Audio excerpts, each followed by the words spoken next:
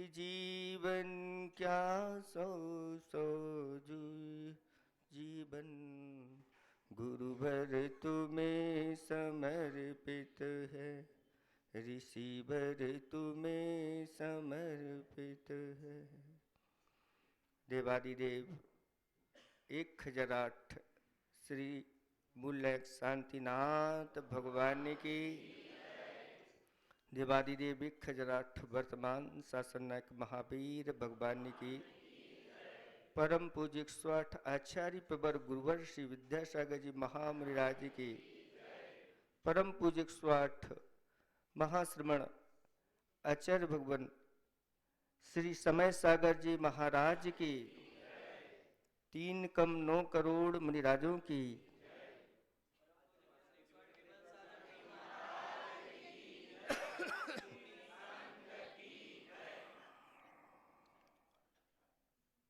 धर्म स्नेही बाबात्माओं,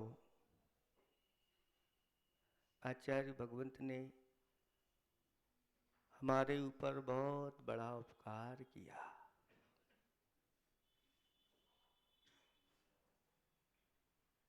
जब तक हमारे बीच में रहे, निरंतर उपकार करते रहे और अपनी लेखनी के माध्यम से बहुत कुछ आगे भविष्य में लोगों के लिए मिले, उसके लिए अनेक उन्होंने छंदों की रचना की है। उसमें एक छंद याद आ रहा है, प्रभु दर्शन फिर गुरु कृपा, तदनुसार पुरुषार्थ, जग में दुर्लभ 3 ये, मिले सार परमार्थ।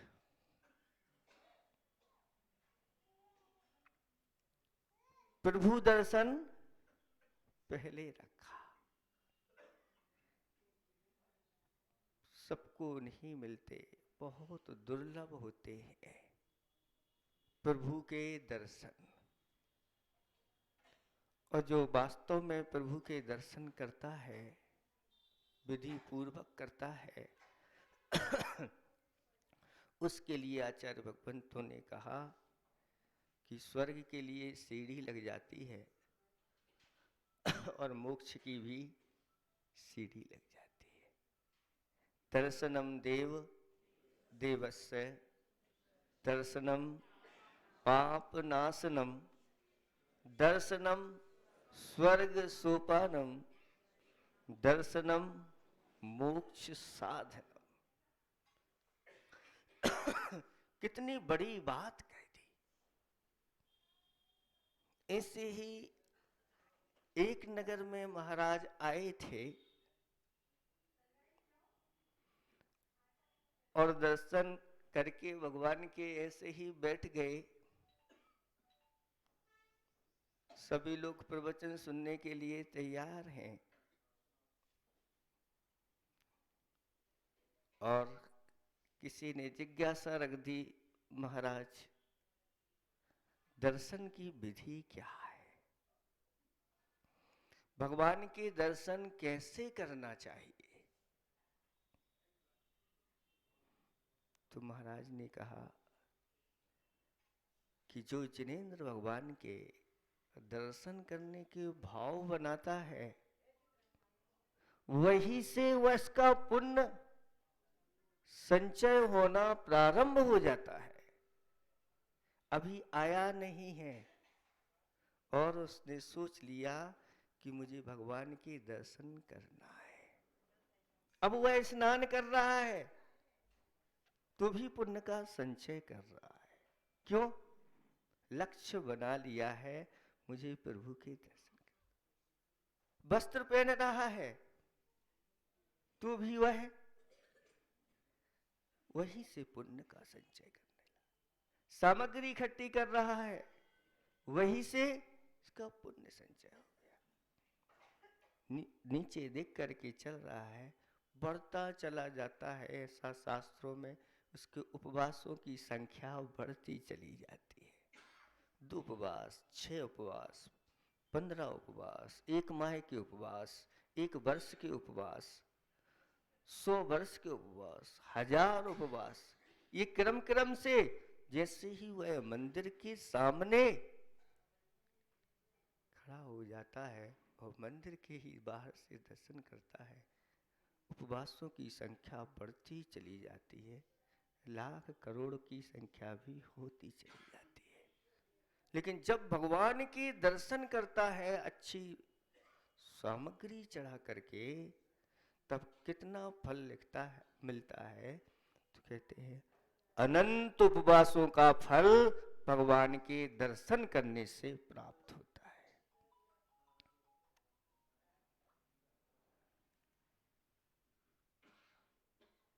भगवान के स्मरण करने से हजारों उपवास का फल, फिर गमन करने से और लखा फल गमड़े,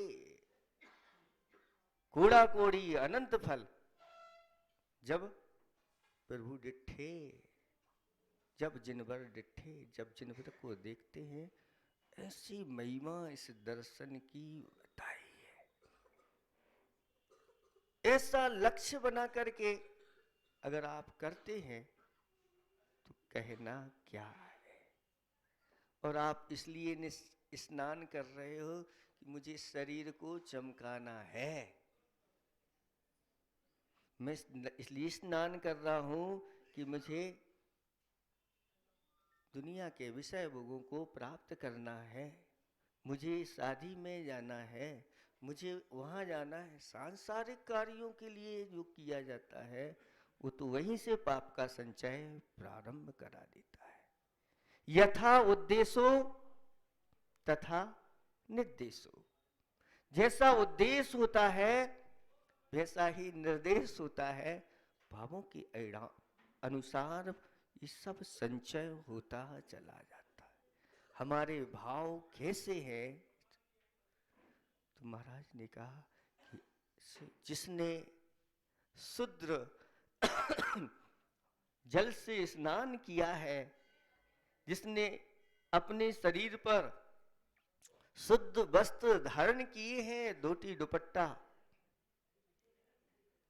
और ऐसा जो उत्तम उत्तम वस्तु लेकर के घर से चलता है, कहते हैं उसके पुण्य के संचय के बारे में कोई कह नहीं सकता।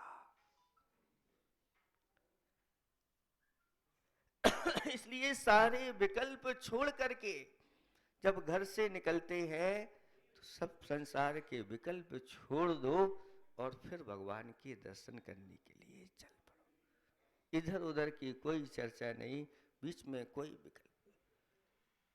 लेकिन हम सारे विकल्पों को लेकर के मंदिर आते हैं, इसलिए मन नहीं लग पाता। बीच में अगर कोई अच्छी अच्छी सामग्री दिख जाए तो बस उसी को खरीदने में लग जाते। पहले जी ले लो, अच्छी सब्जी ताजी ताजी फल मिल जाए हो जाता है, पहले वो कर लो। और फल खरीद करके ले लिए, अब या तो घर वापस लौटो या फिर लेके ही चलो।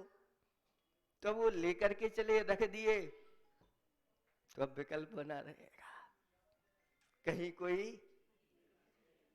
ये स्थिति हमारी होती है।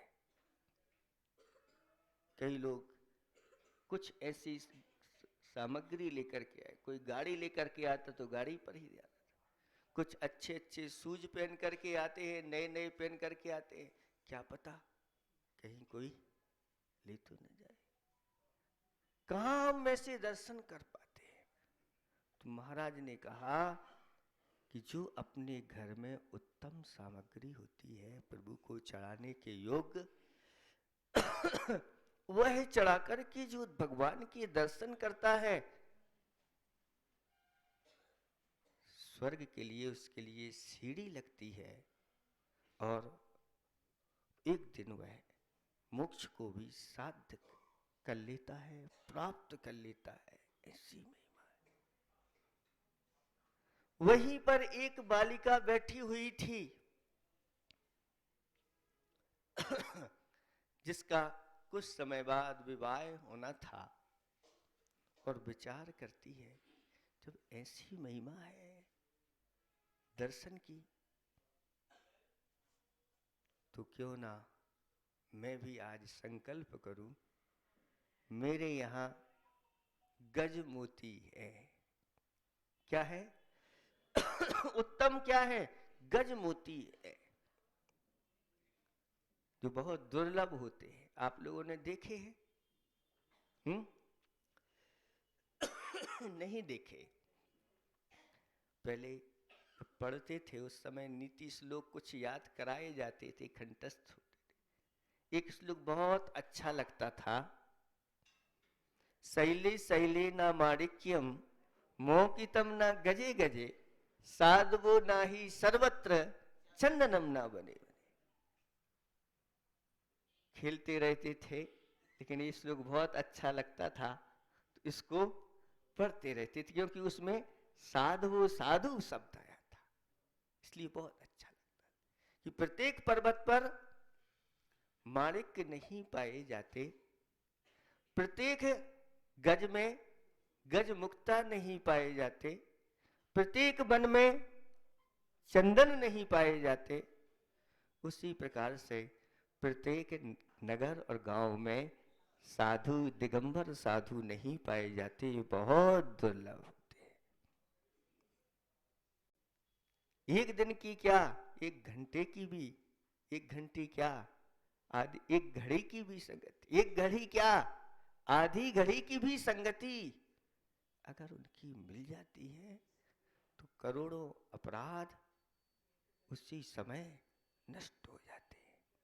इनके प्रभु और गुरु के दर्शन करने से पाप उसी प्रकार नहीं ठहरते जिस प्रकार छिद्र सहित अंजलि में जल नहीं ठहरता। ऐसी ये महिमा है। मंदसौर वाले भोपाल से ही भावना भा रहे हैं कि महाराज का यहां पर हमारे नगर में पदार्थ। पंच कल्याणक के लिए भी बहुत पुरुषार्थ किया, लेकिन नहीं संयोग बन पाया। भावना थी आ जाए, लेकिन नहीं संयोग बन पाया, और अब आया है। पहले ऐसा बन रहा था कि यहाँ एक दिन आहार करके सीधे निकलने का हो रहा था, लेकिन फिर ऊपर से ऐसी घोषणा हुई कि 25 तारीख को अंतर्राष्ट्रीय रूप से गुरुदेव का वह श्रद्धांजलि प्रियांजलि सभी को करना है। तो भाव बन गए कि ये स्थान, यहाँ के लोग बार बार भावना भा रहे हैं, इनकी भावना भी पूर्ण होना चाहिए, और 25 तारीख तक आप लोगों के लिए मिल अब उसमें आप कितना लाभ उठाते हैं ये तो आपके ऊपर है। तब उसने संकल्प लिया कि महाराज, हम आज से संकल्प करते हैं कि भगवान को गज मोती चढ़ा करके मैं प्रतिदिन दर्शन करूंगी। इतना ही नहीं, अगर मुझे गज मोती चढ़ाने के लिए नहीं मिले तो मैं अन्न जल ग्रहण नहीं करूंगी। तब वहीं पर पिताजी बैठे हुए थे, वो पिताजी कहते हैं महाराज ऐसा नियम इसको मत दो, अभी तो ठीक है, कुछ दिनों बाद इसका विवाह हो जाएगा, और उधर इसको गजमोती चढ़ाने को नहीं मिले तो इसका आगे क्या होगा। महाराज कहते हैं इतने भरे भावों से यह नियम ग्रहण कर रही है, चिंता नहीं करो, सब व्यवस्था हो जाएगी। और महाराज ने उसको आशीर्वाद दे दिया। और नियम चालू हो गया। प्रतिदिन वह गज मोती चढ़ाती। और जब विवाह हुआ और वहाँ पहुँचती है तो वहाँ उस घर में कहीं भी गजमोती उसको दिखे नहीं। तो उसने भोजन नहीं किया। सबको चिंता हो गई कि आखिर क्या है, और बोलती भी कुछ नहीं, क्योंकि उच्च कुलीन जो कन्याएं होती हैं वह मर्यादा का पालन करती हैं और विचार करती हैं कि यहाँ कहीं गजमोती दिख नहीं रहे हैं, और अगर मैं मांगूं और अगर नहीं हो तो इनको लज्जित होना पड़ेगा। इसलिए एक दिन हो गया, भोजन नहीं किए। 2 दिन हो गए, भोजन नहीं किए। सब लोग घबरा गए, क्या बात हो गई। उधर से तीसरे दिन उसके भाई को बुलवाया गया। आखिर क्या बात है, 3 दिन से भोजन नहीं हुआ है। तो उसने बताया कि इसकी प्रतिज्ञा है कि गज मोती चढ़ा करके। तब उन्होंने कहा कि अभी तक इसने मुख से क्यों नहीं कहा। खजाना भरा हुआ है गजमोतियों का, जितने चाहिए हो वह ले जाए और चढ़ाए। और गजमोती दिए गए और जाकर के उसने भगवान को चढ़ाए। और भगवान को चढ़ाने के बाद फिर उसने भोजन किया। जो मोती चढ़ाए गए मालिन ने देखे तो आश्चर्यचकित, आज तक को किसी ने आकर के भी ऐसे मोती नहीं चढ़ाए।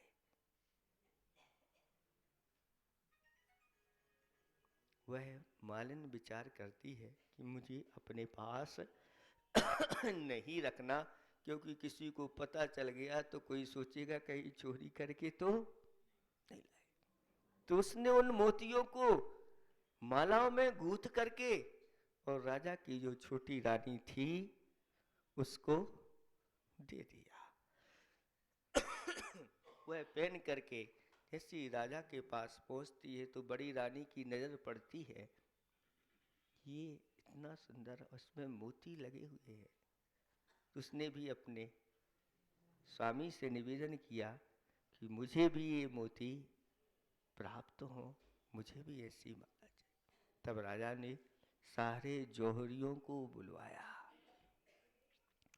और पूछा कि आप में से किसके पास से मोती हैं।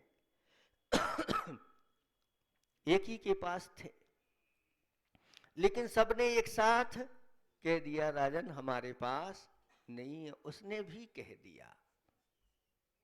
अब कह तो दिया, लेकिन घर आकर के सोचता है कि अभी फिर प्रतिदिन मेरी छोटी बहू है, यह गजमोती चढ़ाएगी और ये रहस्य खुलेगा तो राजा मुझे दंड देगा। तो अब उसके अंदर खोटे भाव उत्पन्न हो गए और अपनी उस बहू की निंदा करने लगी। उन्होंने निंदा करना प्रारंभ कर दिया। पूरा का पूरा परिवार निंदा करने लगा कि आगे क्या होगा। छोटा बेटा था और 6-7 पुत्र और थे। सब लोगों ने विचार किया कि छोटे पुत्र को ही घर से निकाल दिया जाए। ना रहेगा बांस, ना बजेगी बांस। उन्होंने उसकी निंदा की। पुत्र को भी निकाल दिया गया और पुत्र को निकालने के बाद वह दोनों निकल जाते हैं वहां से, कुछ लेकर के नहीं जाते। और जाते जाते ऐसे करते हुए 6-7 दिन निकल जाते हैं, लेकिन वह भोजन नहीं करती। अपने स्वामी को तो खिला देती, लेकिन नहीं। रास्ते में 7 दिन हो गए। एक बगीचे में जाकर के रुकना हुआ और उसकी दृढ़ प्रतिज्ञा थी कि कि जब तक मैं गजमोती नहीं चढ़ाऊंगी तब तक भोजन नहीं करूंगी। उसकी दृढ़ प्रतिज्ञा के कारण से देवों का आसन कंपायमान हो गया और देवों ने आकर के वहां पर एक बहुत सुंदर जिनालय की रचना कर दी और गजमोती भर करके वहां पर रख दिए। और वह जाती है और गजमोती चढ़ा करके भगवान के दर्शन करती है। जब वहां से वापस निकल करके बाहर आती है तो उसको 2 मोती मिलते हैं जो अपने आप में दिव्य थे। नर मादा नाम के वह मोती थे जो दोनों हमेशा साथ रहते थे। एक को अगर अलग कर दिया गया तो रात्रि में वह उसके पास ही आ जाएगा, चाहे दुनिया में कहीं भी हो। ऐसे वह मोती थे। वह मोती ले आकर के उसने अपने स्वामी को दिए, सारी बात बताई, भोजन किया और भोजन करने के बाद कहा कि जाओ ये एक मोती राजा को देना। और राजा को वो मोती दिया, ऐसा दिव्य मोती। बदले में राजा ने बहुत सारा धन दे दिया और कहा कि जाओ उसको राज खजाने में सुरक्षित रख देना। लेकिन रात्रि में वह मोती गायब हो गया, पता नहीं, किसी को भी कोई पता नहीं, रखा हुआ है। और वहीं पहुंच गया। दूसरे दिन फिर लेकर के दूसरा मोती पहुंचा, राजा को बताया। राजा बहुत प्रसन्न हुआ और उसको कहा कि इसको जाओ खजाने में उसी स्थान पर रख देना। उसको बहुत सारा धन दे दिया। अब वहां जैसे ही रखने के लिए गया तो वो मोती नहीं था। अच्छा, कैसे चोरी हो गई? सब कुछ बंद था, कुछ भी खुला नहीं, हमने ही तो खोला। ये गया तो गया कहाँ? तब फिर पुनः यह दूसरा मोती लेकर के जाता है और राजा को सारी बात बताता है। राजन, अब ये दोनों मोती आप अपने पास रखो। तब राजा बहुत प्रसन्न होता है उस व्यक्ति के प्रति और अपनी कन्या का विवाह भी उससे करता है। साथ साथ में उसको आधा राज्य भी दे देता है। राजाओं की ऐसी ही है। बुंदेलखंड में एक कहावत है, बनिया प्रसन्नम कौड़ी छदानम। बनिया प्रसन्न हो जाए तो क्या देगा? बताओ। आप लोग प्रसन्न हो जाते हैं जब दान आदि करते हो तो 1 लाख, 5 लाख, 11 लाख, 1 करोड़, 10 करोड़, मतलब रुपयों में ही आप बात करेंगे। तो बनिया प्रसन्नम कौड़ी छदानम, राजा प्रसन्नम गज भूमि दानम। क्षत्रिय जो राजा लोग प्रसन्न हो जाते हैं तो गज भूमि लो, इतने गज, इतना आधा राज्य तुम ले लो। राजा लोग जब सुनते हैं हमारे नगर में मुनिराज आए, बनमाली ने खबर दी कि राजन, उपवन में मुनिराजों का संघ आया है। बस इतना सुनते ही जो विशेष हार आदि पहने रहते हैं, रत्नों के, स्वर्णों के, ऐसे उन बेशकीमती हारों को उतार करके किसको दे देते हैं? उस माली को दे देते हैं। तो राजा प्रसन्नम गज भूमि दानम, गुरु प्रसन्नम मुक्ति प्रदानम। लेकिन गुरु की जिसके ऊपर प्रसन्न हो जाते हैं गुरु महाराज, उसको बहुत जल्दी शीघ्र मुक्ति की प्राप्ति हो जाती है। वह संसार के दुखों से छूट करके सर्वश्रेष्ठ जो सुख है उनको वह प्राप्त कर लेता है। ऐसी महिमा दर्शन की बताई है। आप लोगों से हम पूछना चाहते हैं कि आप लोग जो है भगवान के दर्शन करते हैं तो उस अष्टद्रव्य में सर्वश्रेष्ठ कौन सी द्रव्य है? वैसे तो अपने आप में सर्व है, फल। और फल में भी कौन सा? श्रीफल। आपकी थाली रखी है और उसमें अगर एक श्रीफल रखा है, 100 थाली रखी है और एक में श्रीफल रखा है, तो आप कौन सी थाली ग्रहण करोगे? ले जाओ पूजा के लिए, बताओ। श्रीफल जिसमें रखा है या जिसमें गोला रखा है। तो फिर आप लोगों में से कितने लोग हैं जो प्रतिदिन श्रीफल चढ़ा करके भगवान की पूजा करते हैं?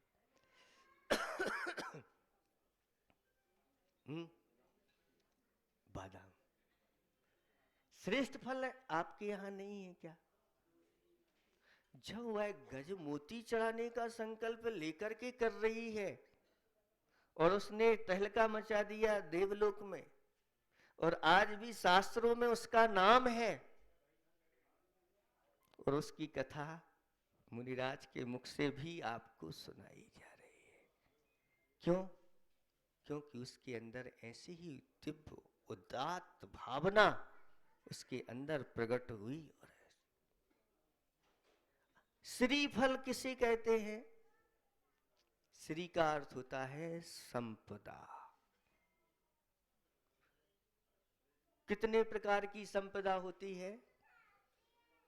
4 प्रकार की विशिष्ट संपदा हुआ करती है।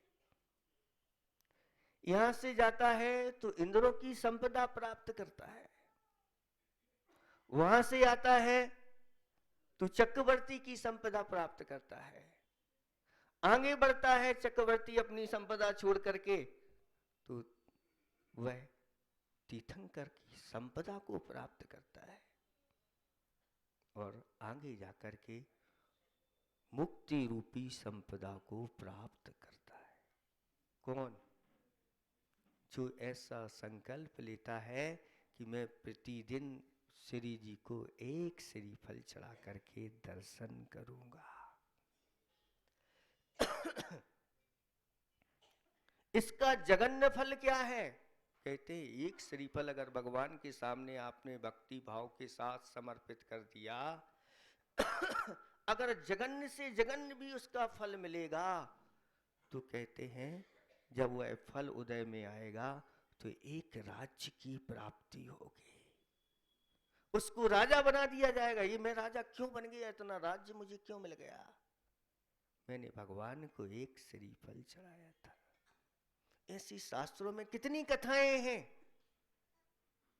एक ग्वाले ने भगवान के लिए सहस्त्र दल कमल समर्पित कर दिया। भगवान आपकी कृपा से मैं सुखी हो जाऊं, बस। अगले ही भाव में वह करकंडू नाम का राजा बना। बहुत से राजा उसके अधीन हो गए। तो जब ये जघन्य फल है तो उत्कृष्ट फल क्या है? तो उत्कृष्ट फल तो हमने आपको बता ही दिया कि वह स्वर्ग की संपदा, चक्रियों की संपदा, तीर्थंकरों की संपदा और अंत में जाकर के मोक्ष संपदा को प्राप्त करता है। आपसे हम पूछते हैं कि एक श्रीफल कितने का आता है? 20 रुपए का मान लो, ज्यादा से ज्यादा। गोला चढ़ाओ तो 20 का हो गया। 20 रुपए मान लो, अधिक से अधिक 21 मान लो, है ना। और आपसे कहें कि 21 रुपए में यहां पर एक प्लाट है,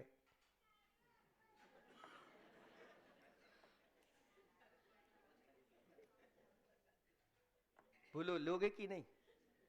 है महाराज 21 की बात कर रहे हैं, 2100 में भी मिलेगा तो छोड़ेंगे। महाराज 2100 की क्या, 21,000 में मिलेगा तो छोड़ेंगे नहीं।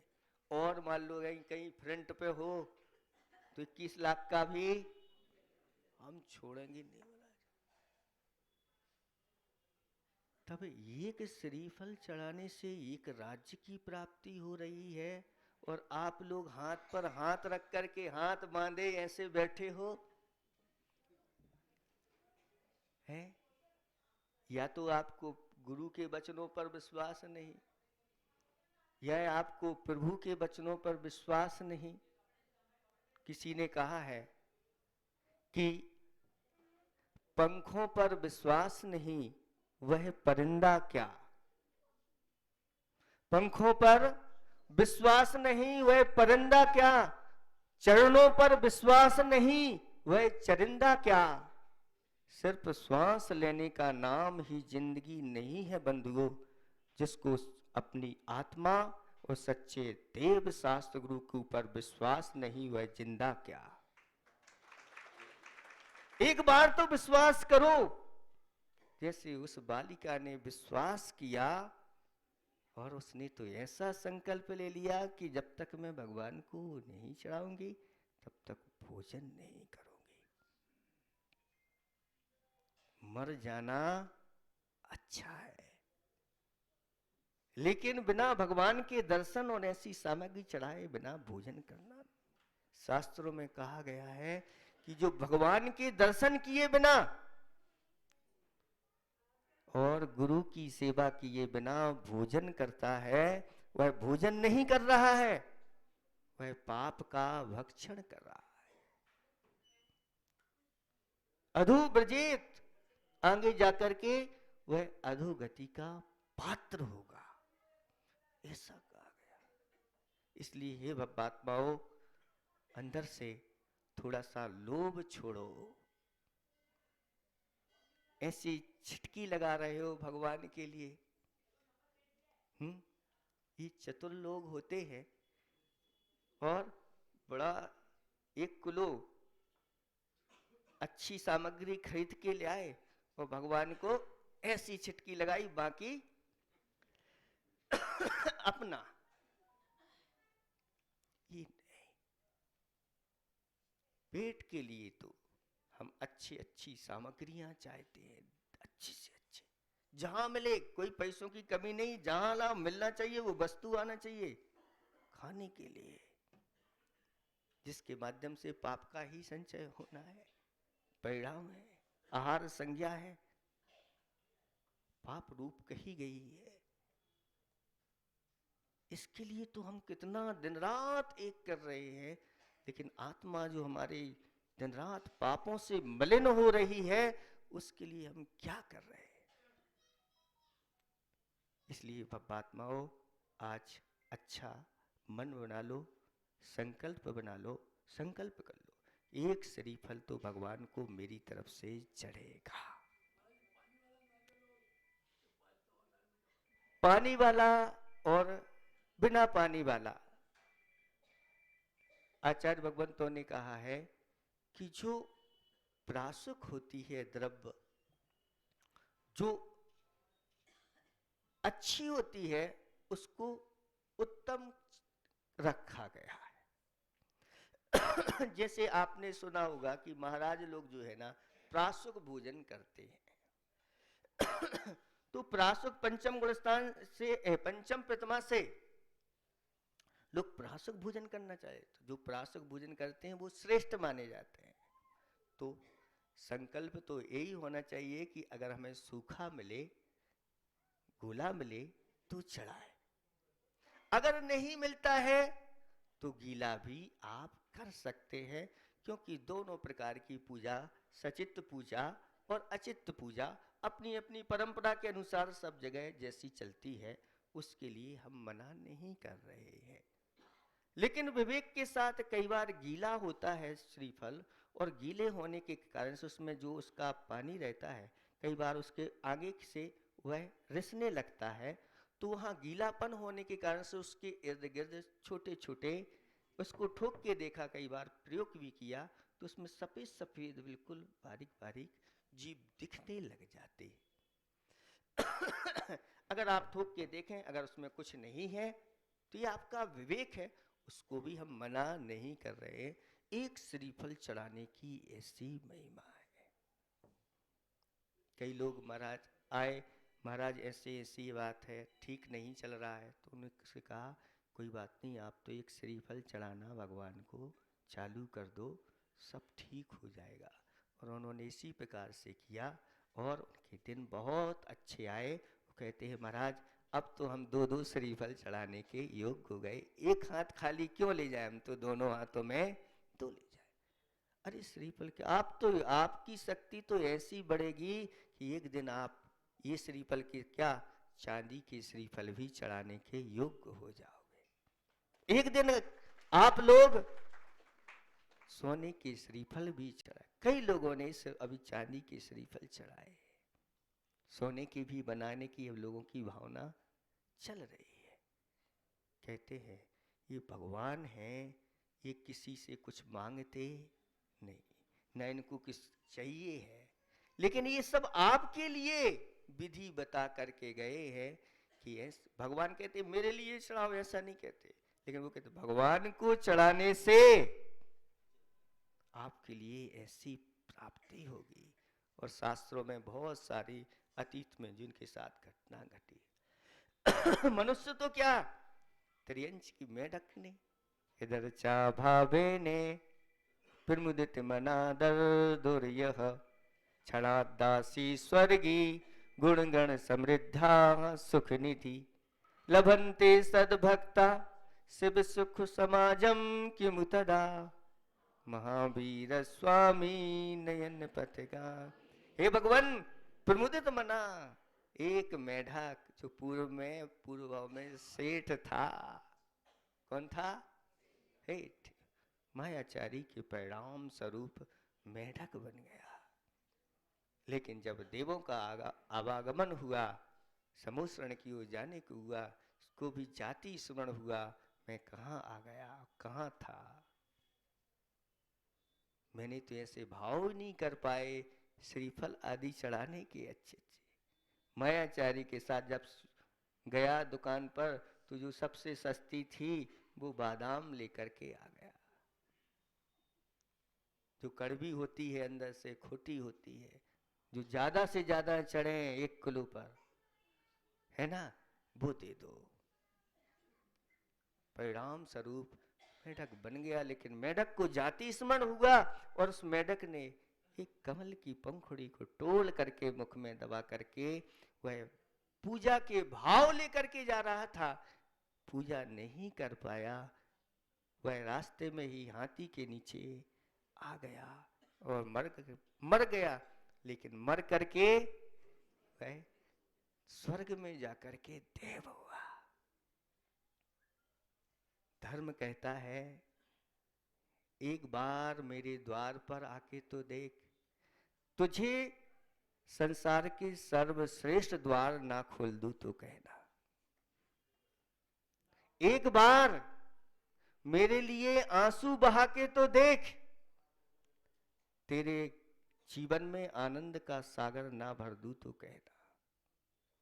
एक बार मेरे लिए कुछ खर्च करके तो देख, तेरे लिए कुबेर के खजाने ना खोल दूं तो कहना। एक बार मेरे लिए मर के तो देख, तुझे अजर अमर ना बना दूं तो कहना। हम आज तक धर्म के लिए मरे नहीं, हम नियमों का पालन करते हुए मरे नहीं, तभी हम संसार में हैं। एक बार धर्म की रक्षा करते हुए मर के तो देखो, वहां जाकर के दिव्य सामग्री को प्राप्त होकर के, और वह दिव्य दिव्य दिव्येने नाणेने दिव्येने गंधेने दिव्येने अक्षेने दिव्येने चुटनेने दिव्येने दीवेने दिव्येने दुबेने दिव्य दिव्य सामग्री लेकर के समुद्र में पहुंच जाता है। और भगवान की दिव्य धुनी तो लोग सुनना भूल जाते हैं, उसी को देखने लगते हैं। जैसे प्रवचन चल रहे हो, कोई बीच में नया व्यक्ति आ जाए तो सबकी दृष्टि उसी पर चढ़ जाती है। महाराज के प्रवचन तो होते ही रहते हैं, ऐसी स्थिति हो जाती है। और वो आयु सब पूछने लगे कि ये क्या है, तो ये दर्शन की महिमा है, प्रभु दर्शन की महिमा है।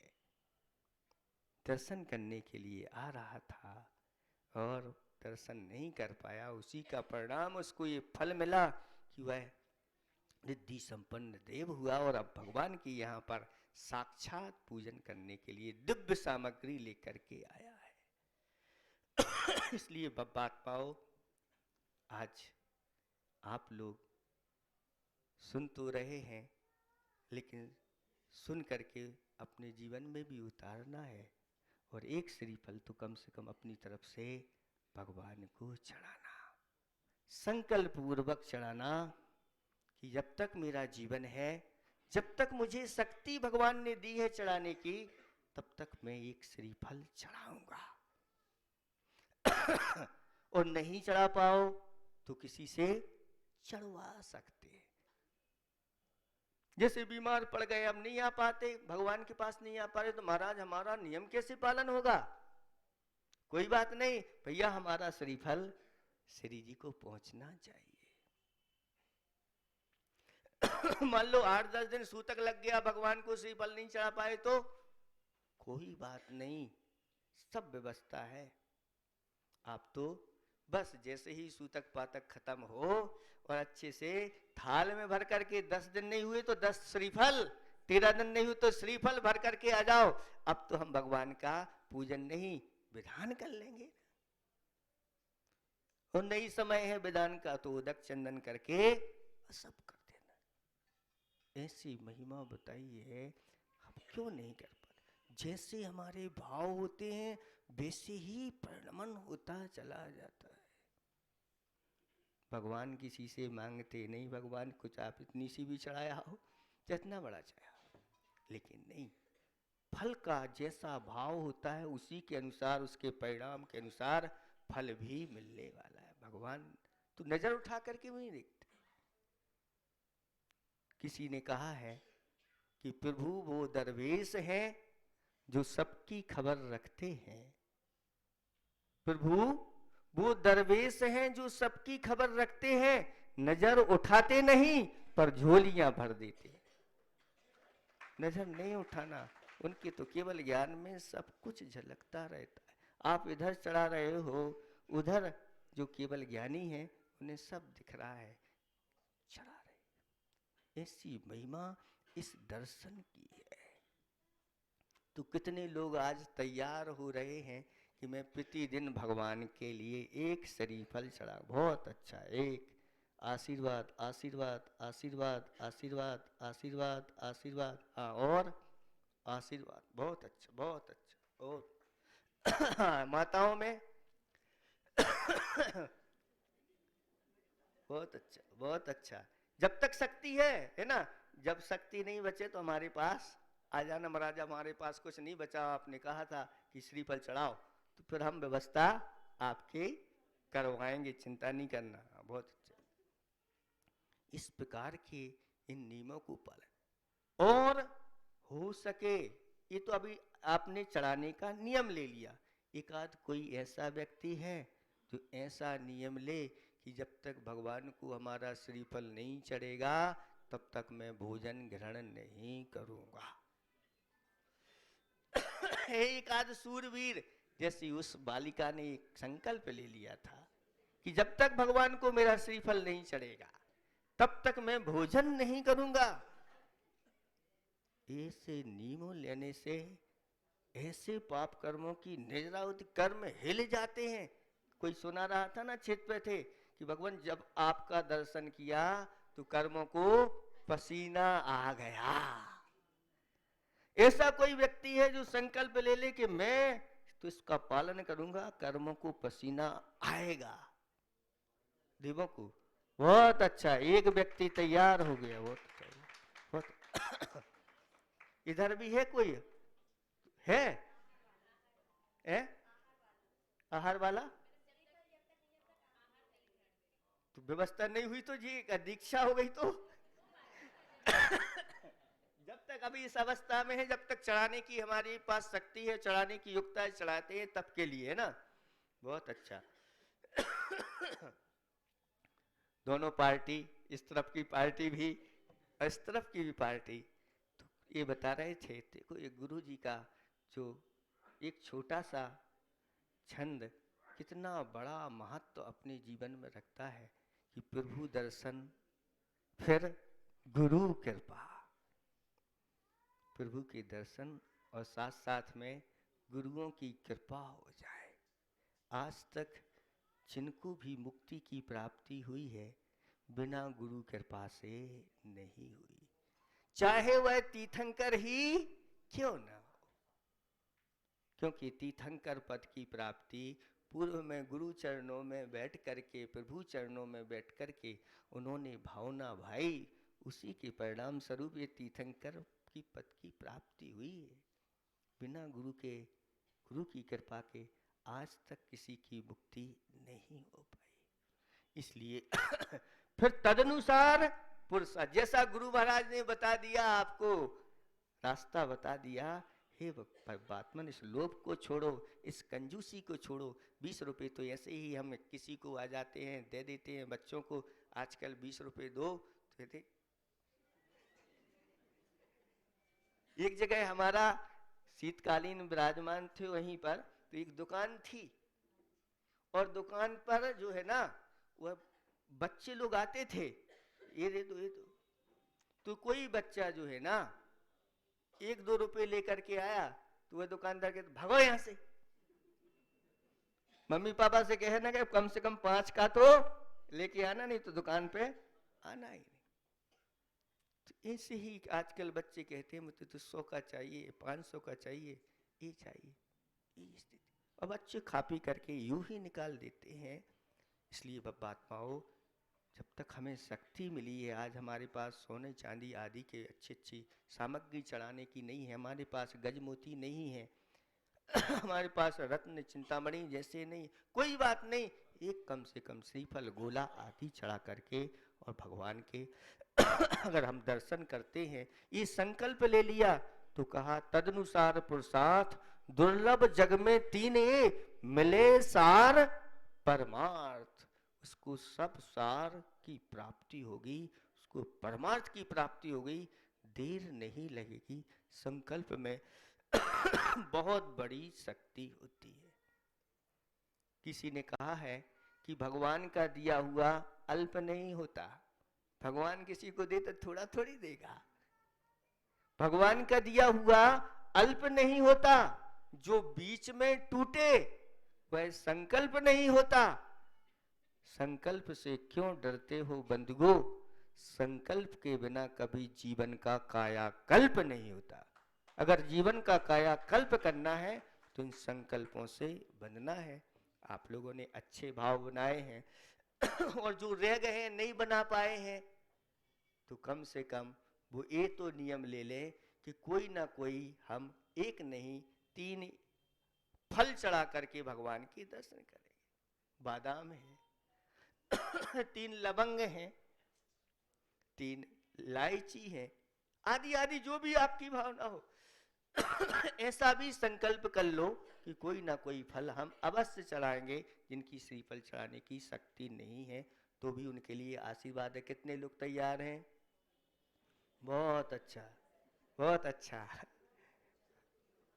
हाँ बहुत अच्छा, बहुत अच्छा। सबके लिए हमारा आशीर्वाद है। ये वही स्थान है, कौन सा स्थान है, क्या कहलाता है? तार बंगला, जहाँ पर कुछ वर्षों पूर्व आचार्य भगवंत की आप लोगों के ऊपर बहुत बड़ी कृपा हुई थी और पूज्य मुनि श्री ब्रह्म सागर जी, चंद सागर जी महाराज का यहाँ पर चातुर्मास हुआ था और बड़ी भव्यता के साथ वह चातुर्मास यहाँ पर हुआ था। उसके फल स्वरूप आप लोगों ने पंच कल्याणक किए थे और महान पुण्य का संचय किया था। आप लोग ऐसे ही कार्य करते रहें, ऐसे ही सानिध्य मिलते रहें।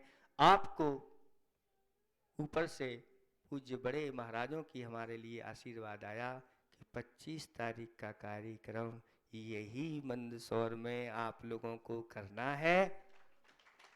अच्छी तरह से गुरु जी की श्रद्धांजलि और उसको बड़े व्यापक रूप में करना है, तो आप लोगों को भी हमारा आशीर्वाद है। अभी से जुट जाओ इसके लिए और सभी को, जो भी मंदसौर में उच्च वर्गीय लोग हैं, उनको सबको इकट्ठा करके और गुरुदेव के लिए, क्योंकि गुरुदेव का उपकार हमारे ऊपर बहुत है। जब तक मुक्ति की प्राप्ति नहीं होगी तब तक उनका उपकार चुकेगा नहीं। अहिंसा परमो धर्म की।